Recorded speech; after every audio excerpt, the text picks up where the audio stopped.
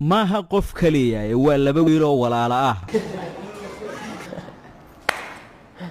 Mukhtaar Cabdillaahi Ismaaciil iyo Mustafa Cabdillaahi Ismaaciil waa mataana ku nool magaalada Hargeysa oo muuqooda aan la kala aqoon sida magacayga noo qalanay ay dadkan ugu adagtay inaan labadeeda noo kala garan xataa eheladooda ayaa isku khalda badanka dadka isku kala qalda waxa kamid ah ehelka asxaabta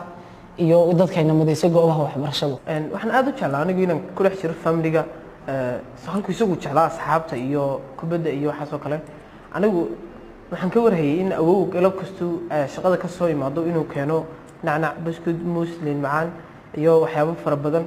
marka galabtii markaan guriga awow tago waxaan soo qaadan jiray waxaan anu leeyahay oo qaybtayda marka labaad oo xidhan jiray dharkaas ka bedeli jiray dharu isugu leeyay baan xidhan jiray aniga awow ku qaldayay inaan Mukhtaar ahay ayaan soo qaadan jiray cunto aan lahayn extra ya laba jeer saddex jeer marka saa ku cuno ay iman jiray isagoo soo haraaday soo daalay kasoo awow ku oran jiray awow mee waxaan xaq u lahaa Mustafa diga jeceshay mar walba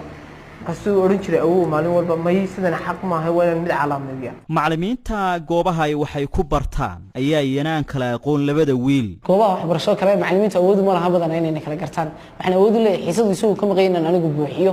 ama xiisadan anigu ka maqaynaan soo ku xiisada ma geli karay ama saas ay jirtay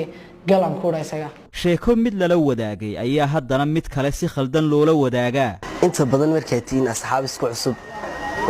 waxa kugu adkaanaysa inaad kala garato Mustafa iyo Mukhtaar